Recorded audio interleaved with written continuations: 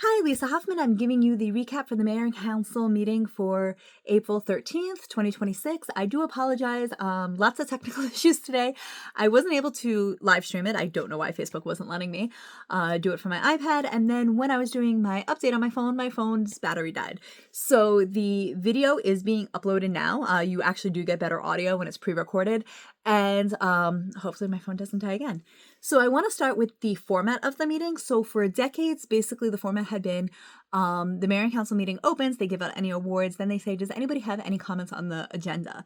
And people would get up, you had 5 minutes each to talk about the agenda. And then at that point, they would pass the consent agenda, talk about different items, and then they would say, does anybody else have public comments? You would get up. If there wasn't something on the agenda you just wanted to bring up an issue that you had or something you wanted to suggest, you would do it then. You had 5 minutes to do that. And then the council people would all give their comments and the meeting would close. So this time they said, hey, if anybody wants to make any comments, make them now. So people did. So their comments on anything was actually in the front and not at the end. So we started with one resident who brought this up last time, but they felt that the parking permits should be $10 a house, not $10 per car every 2 years. They also mentioned that the parking fines, were lower than some people who are registering cars might be. And the suggestion was, hey, for the people who are actually violating, the issues or parking when they're not supposed to, why don't we make those tickets a little higher? And that way it's less of a cost on the residents who are just trying to use the street. And then she also asked when the roof bid was going out, because we did get a grant not only to fix the roof in the community center, but also to add solar panels and chargers. Then another person got up and she brought up the fact that bikes and scooters are being used inside of the playground. That's not supposed to be the case. Children are getting hurt. It's actually I personally know of a couple that happened so far this year, and she was saying, what can we do about that? She also brought up the fact that the playground is closed down for the recreation camp. So because the kids from the camp are playing in the playground, other residents who are in the park cannot go and use the playground. And she, kind of wanted to know why that was, especially because taxpayer dollars go to the, to support the park. The recreation program isn't paying for that park. And then she also asked why the recreation offerings were only for kids basically school age and older. I guess in the past, there used to be things for kids under 4, and she was asking for those programs to be brought back. Another person got up and they said Andy O'Brien and police officer Pitch did a great job with somebody he knows who got hurt. Just wanted to, say great job to the police, which is awesome to hear. Another resident got up and was really upset that the comments are being cut. They went from 5 minutes. You basically had 2 5 minutes or 10 minutes total where you can make comments, and now it was cut down to 3 minutes at the beginning. That did kind of change, and I'll explain it in a minute. Then another person got up. They were also upset that the comments were being cut. This is a theme. A lot of people were very upset about this. And then so this person is works for the recreation committee, so it's not just a random person talking, and basically ran the camp program and said the reason that the playground is locked down is because it's for security reasons, and that if you left it open, you'd have to let the special ed kids come from the high school, and they're older and they could hurt the kids, and you do have the bikes and everything going on. And it didn't really address, how do we make it safer? It was more of hey, it's for security reasons, so it's only got to be for the camp and not for the rest of the people. And I guess that was an official answer from the town. I'm not really sure how that works. But that was her answer, is that it was, for safety reasons. Another person got up and also said, why are the comments being limited? This was a senior who has lived in town for a number of years, and basically said, we're talking decades and decades, and said things used to go to a referendum. So if we wanted to raise taxes, or we had to raise taxes, or whatever we wanted to do, or we wanted to do certain things, people would vote on it. And now things are just being voted on by the mayor and council, and you're finding out after the fact. And she wasn't happy about that. Another person got up and was like, what about we the people? Why are you limiting our comments? And they also spoke about the fact, it was brought up last meeting when we were talking about the budget, that the pool's deficit keeps increasing. And she had a very negative experience at the pool, and she expressed her personal experience there. Then somebody came up and they said, when the minority's actions impact the whole get upset, right? So, for example, when the park is closed to the majority of the towns for only a few, people get upset. When parking isn't available at the lot for the park because people from the apartments are parking there, it's not that they're necessarily upset that the people from the parking lots are there. They're upset about the fact that the parking isn't there for them as it's intended to. Then somebody got up and they basically talked about turmeric and black pepper being an anti-inflammatory and wanted to calm things down a little bit, said laws should be done with harmony, and read some scripture. Then we went into correspondence. Basically, the mayor and council got a thank you plaque from the RBAO for the team they sponsored last year. Then we actually went into the agenda. So let me grab that real quick. And it started with Ordinance 2531. And basically, as we talked about last time, there was a 1.5 increase to the 2% increase from the year before. So for 2026, instead of being a 2% increase as voted on last year, it is going to be a 3.5% increase. That was voted, everybody voted yes on that with the exception of Councilman Rue. The next thing that came up was ordinance number 2532. And basically it was the new or additional replacement of equipment, the cost to make a down payment to authorize the insurance of bonds. And this was also discussed last time, but basically it was money for equipment needed for the fire department and also partial funding for the construction of a recreation pavilion at Veterans Memorial Field. If this money, so we're matching half of it. If the money is not used, it is lost. A resident got up and asked, is this vote to pay it off? If so, I think it's a good thing. He didn't get an answer. They did take the vote and it passed unanimously. Next, and this is kind of where we get into, for each of the ordinances that they had already spoken about in the past, they did allow everybody to get up and speak on the ordinance one at a time. However, it may have been in the agenda. However, it wasn't clear to the audience and people were really confused. So, next was ordinance number 2533. Basically, resident permits will be $10 per vehicle for 2 years. A resident got up and said, hey, you had somebody else suggest that it'd be $10 a house. Are you going to consider that? You're going to talk about it before you take a vote? They did not. Another resident got up and said, I don't disagree with $10 a car. You pay for the services that you use. A resident got up and said, well, that's not really true, because if everybody paid for the services that they used, you would say to kids in school, hey, you have kids in school, you have to pay more than the senior who doesn't have kids in school. Or, hey, you have 3 kids in school, you have to pay significantly more. Or, hey, you use the pool and only a small number of people use the pool and it costs X amount, so I'm going to divvy that up. Your pool membership's $5,000. That's not how it works. That's not how government works. Ultimately, they voted on it. There was no discussion. It passed unanimously.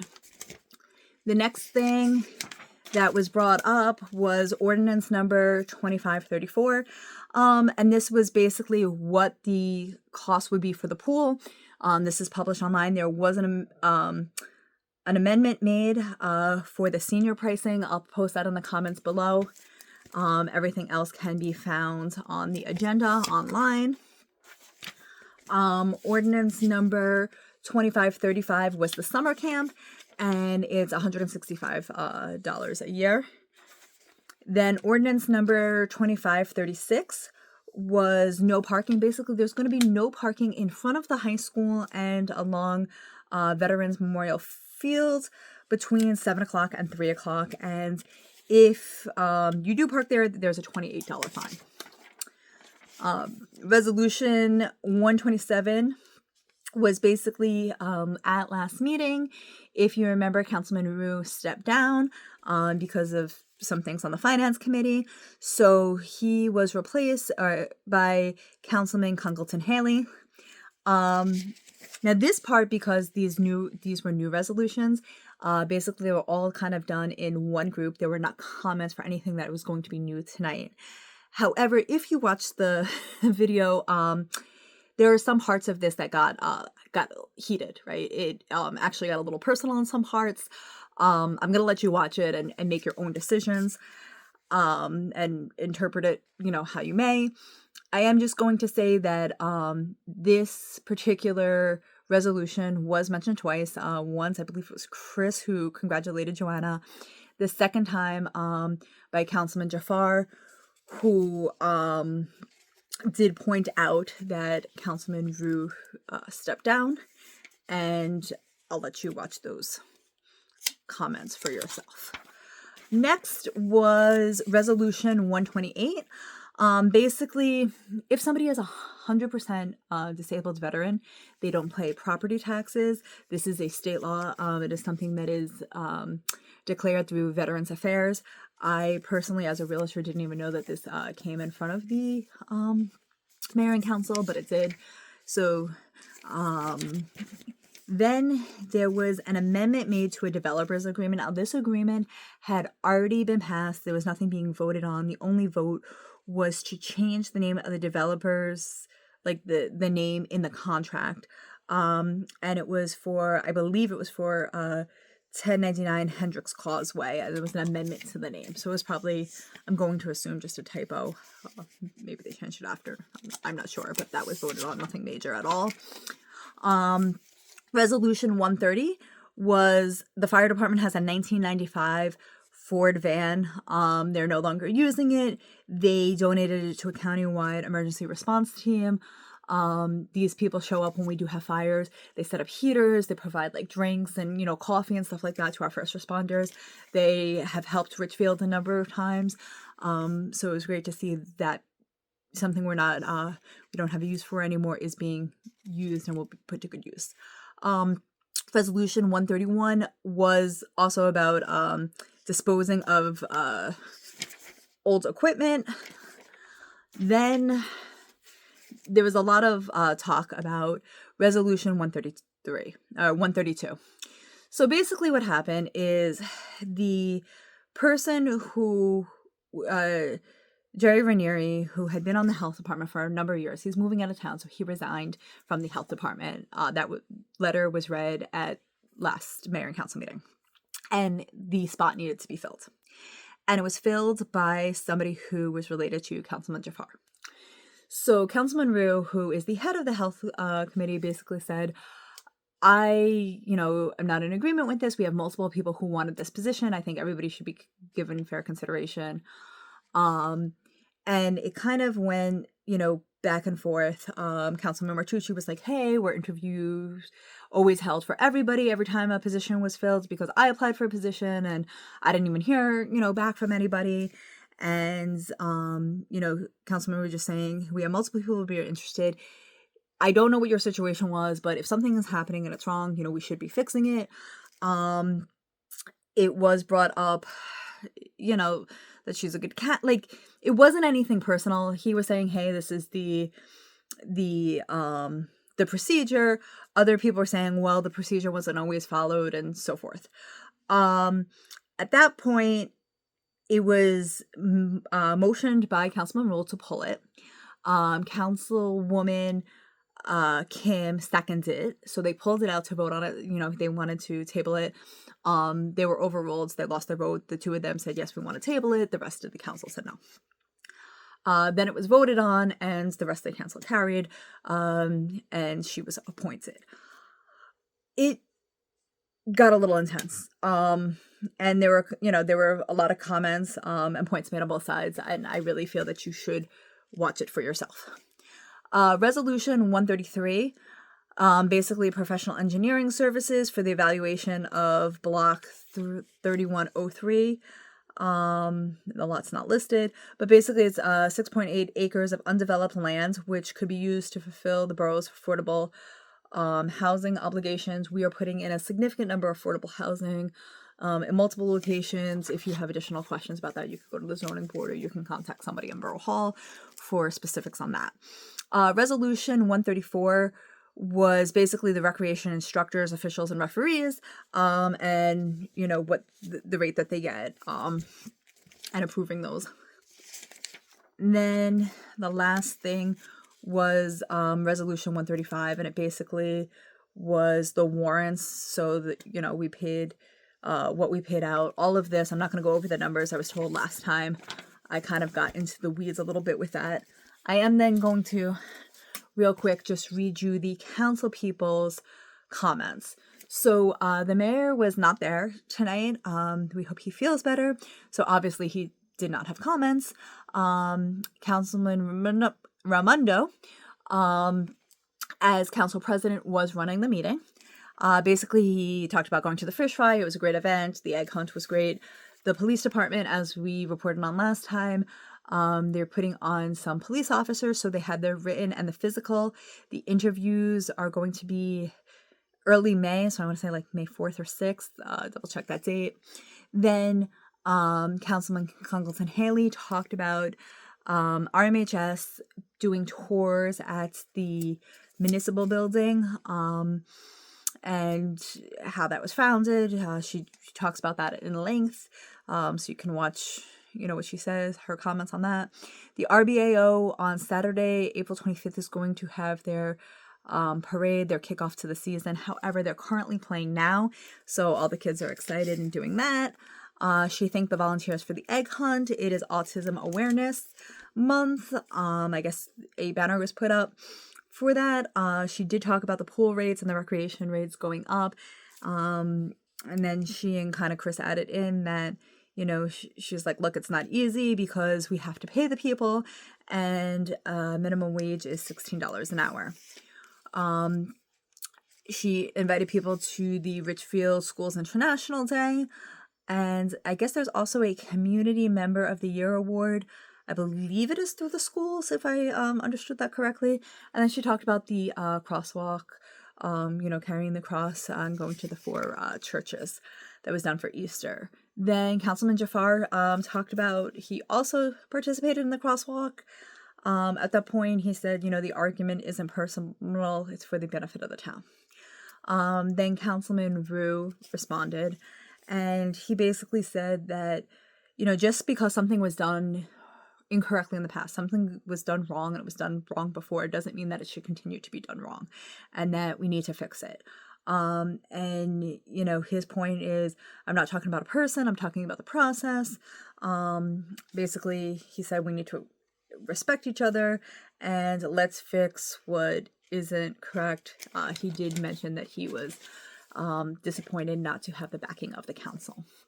Then Councilman Kim basically said we have difference of opinion. Look, it got intense, right? She's acknowledging that. She's like, we're up here for the betterment of the town. And she talked about a personal experience of her basically being excluded and how she doesn't want that to happen to anyone. She doesn't want anyone to be excluded either on the council or in the community. She's also the fire commissioner, so she said year to date there was 129 calls. If you remember, January and February they were getting slammed. So far in April they've only had 10 service calls, which is still 10 service calls, but it's better than multiple calls a night. And she just reiterated that they are volunteers who risk their lives. She went to the fire department fish fry. She enjoyed it. Then Councilman Martucci spoke. One of the things he did talk about is he addressed the bikes in the park. So apparently when there are certain areas of the park where bikes are not allowed, these areas are marked. He then turned it over to the Deputy Police Chief, Kenny Sheridan, who said that's true. They are marked, but we need to work on the enforcement. And then he went on to talk about the debt for the fire equipment and the pavilion. That grant I talked about, we are paying 50%. If we don't use it, we would lose it. But basically, you have to issue the debt first, and then it's reimbursed. So that was to answer one of the questions that had been asked earlier and was not answered prior to the vote. The town garden is in process. The town is looking to plant native trees. I know if you're looking online, there's a lot of talk about the invasive trees. And that money to plant those trees is coming from the Shade Tree Trust. The DPW is going to be adding lighting around town, and it's done through a partnership with PSE&G that reimburses the contractors. The recycling, it feels like so long ago this went out, but basically your boxes either have to be tied, or you could take like one big box and put your little boxes in there just so they're not blowing all over town. I thought everybody was doing this, apparently not. So put your boxes together or they're not going to pick them up for you. Then he spoke about the $600,000 grant, which the first resident brought up. And basically, even though some of you may have seen the check, the pictures of the really big check and the council people and the mayor standing there with it, while they got the cardboard check, they did not get the actual money yet. And he's saying that we can't send it out for bid or open the bid until we physically have the money in the accounts. That's what we're waiting on. Then the veterans flags, about 50 people signed up for the veterans flags. They're going to put it on Shaler Boulevard. Then Councilman Congleton Haley shared that if you put in for a flag, right? Like if you went on and you registered yourself or you're a veteran, you should have gotten an email about payment and how to pay. So if you didn't get that, you might want to stop in Borough Hall or call and ask them and see if you can figure that out. Councilman Martucci went back to the egg hunt. It was the largest group yet. We talked about the crosswalk. Then Councilman Raimondo talked about a fire chief that needs their prayers. And then so was me. I was like, hey, how are public comments going to be held in the future? Because there was so much confusion about it. And I was like, is it going to be we talk about anything in the beginning and then before each ordinance we have a chance to speak, or, collectively? And there were more people at the mayor and council meeting tonight than usual. And Councilman Martucci is like, look, it's basically whoever is running the meeting at their discretion. So even though we did it for one-way decades, if Mayor Jimenez changes it, he changes it, and he can change it whenever. So his answer is we can't give you an answer. And then Councilman Kim basically said, we're confused too. We're not really sure why this process is happening the way it is. We're not trying to stop you from expressing yourself. Multiple council people, I don't even remember who, were like, hey, our emails are up there. You can call us, shoot phone numbers. The overall take from the number of people were there and how many people got up and made comments was basically we just want to be heard, right? If something is happening, give us our 5 minutes, max 10 minutes, and almost no one ever uses their 10 minutes to let us ask our questions and to try to understand what is happening. And that seemed to be a very strong opinion from the majority of people. And that's all I can share. So the video will hopefully be up. I do know it is processing through Facebook now. And it's about an hour and 20 minutes. And this is about a 22-minute recap.